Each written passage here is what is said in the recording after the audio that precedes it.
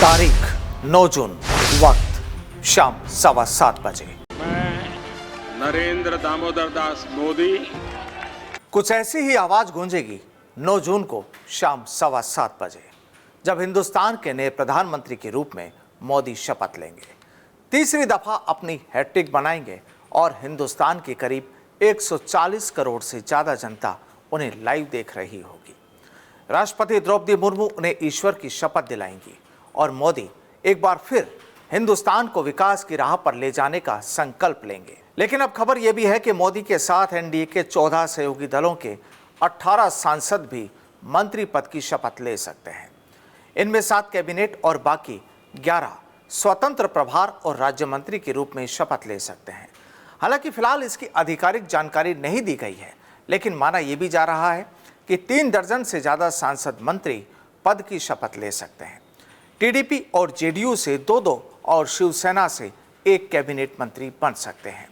अब अगर सूत्रों पर भरोसा किया जाए तो इसके अलावा एनसीपी, एलजेपी और जेडीएस के कोटे से कैबिनेट मंत्री शपथ ले सकते हैं।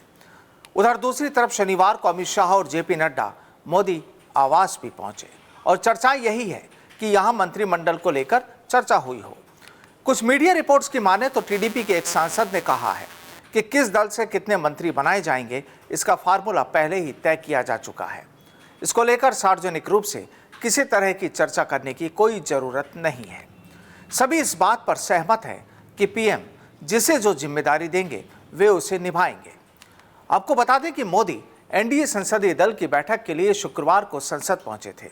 उन्होंने संविधान को नमन किया और फिर सिर झुकाकर इसे प्रणाम किया। इससे पहले नरेंद्र मोदी को शुक्रवार 7 जून को लगातार तीसरी बार एनडीए का नेता चुना गया।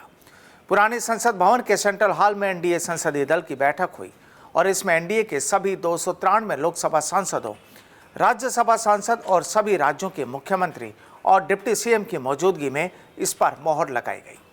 इसके बाद एनडीए ने दोपहर 3 बजे सरकार बनाने का दावा पेश किया। गठबंधन के नेताओं ने राष्ट्रपति द्रौपदी मुर्मू को समर्थन का पत्र सौंपा। फिर शाम 6 बजे मोदी राष्ट्रपति द्रौपदी मुर्मू से मिले। राष्ट्रपति ने उन्हें सरकार बनाने का न्योता दिया और बैठक के बाद मोदी ने भाजपा के वरिष्ठ नेता लालकृष्ण आडवाणी, मुरली मनोहर जोशी और पूर्व राष्ट्रपति रामनाथ कोविंद से उनके घर जाकर भेंट की। आपको बता दें कि लोकसभा चुनाव में भाजपा को 240 सीटें मिली हैं। यह बहुमत के आंकड़े यानी 272 से 32 सीटें कम है। हालांकि एनडीए ने 293 सीटों के साथ बहुमत के आंकड़े को पार कर लिया। एनडीए में भाजपा के अलावा 14 सहयोगी दलों के 53 सांसद हैं। गठबंधन में चंद्रबाबू की टीडीपी 16 सीटों के साथ दूसरी और नीतीश जेडीयू 12 सीटों के साथ तीसरी सबसे बड़ी पार्टी है। बहरहाल नरेंद्र मोदी के शपथ ग्रहण के बाद अब कितने और कौन सांसद मंत्री बनते हैं उसका खुलासा कुछ घंटों बाद हो जाएगा। लेकिन बड़ा सवाल ये कि आखिर किसे क्या मिलता है और कौन खुश होता है और किसके दिलो दिमाग में टीस के बादल उमड़ते हैं।